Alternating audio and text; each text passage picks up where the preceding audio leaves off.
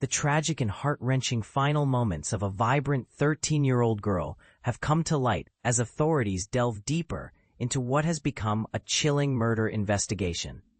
Casey-Louise Horrocks, described by loved ones as a bright, lively, and fearless young soul, passed away after being discovered unresponsive at a residence in Huddersfield.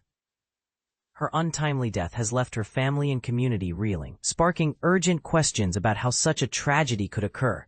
But here's where it gets even more unsettling. Despite the efforts of medical teams, no clear cause of death has yet been determined.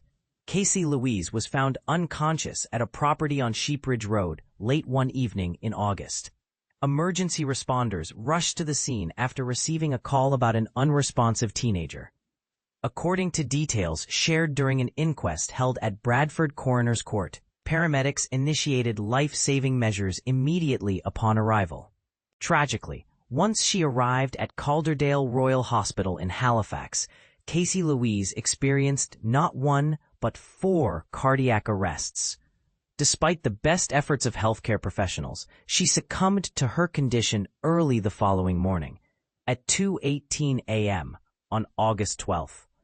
Adding another layer of complexity to this harrowing case, law enforcement officials confirmed that a 16-year-old boy was taken into custody under suspicion of involvement in both her rape and murder. However, he has since been released on bail while investigations continue. This development alone raises difficult questions about accountability, justice, and due process, and it's likely to fuel heated debates among those following the story closely. During the hearing, Coroner's Officer Victoria Normington provided further context surrounding Casey-Louise's final hours. She recounted how emergency services were alerted to a house in Huddersfield where they encountered the gravely ill teen. CPR was administered and scans were conducted, Normington explained to the court.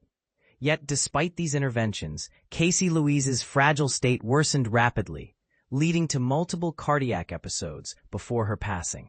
To date, a post-mortem examination has failed to identify a definitive cause of death, leaving investigators with many unanswered questions. In response to the unfolding events, Assistant Coroner Peter Merchant decided to adjourn the inquest until February 26, 2026. This delay allows West Yorkshire Police's homicide team ample time to piece together the circumstances surrounding Casey-Louise's death. Their task is monumental. Understanding exactly what transpired will require meticulous gathering of evidence, interviews, and analysis. As Detective Chief Inspector Stacey Atkinson emphasized in a public statement, this is a deeply complex case, and our inquiries are expected to take considerable time. For those who knew her personally, Casey-Louise's loss feels immeasurable.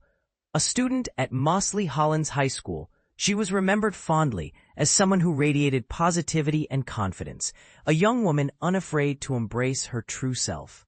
Friends and teachers alike painted a picture of a kind-hearted individual whose presence brought joy to those around her.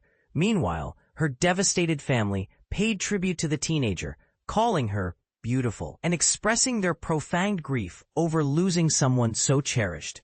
Complicating matters further, it has emerged that Casey-Louise had been part of the care system prior to her death, residing in Liverpool at the time.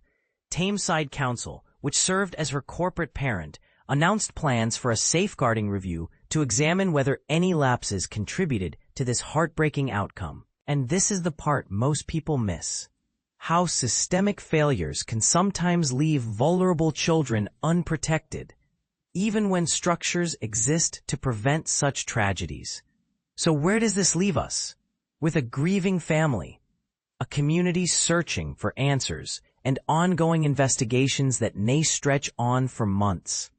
Is enough being done to protect children like Casey-Louise? Could anything have been done differently to save her? These are the kinds of tough questions we need to ask ourselves and each other as we navigate the aftermath of this devastating event. Share your thoughts below.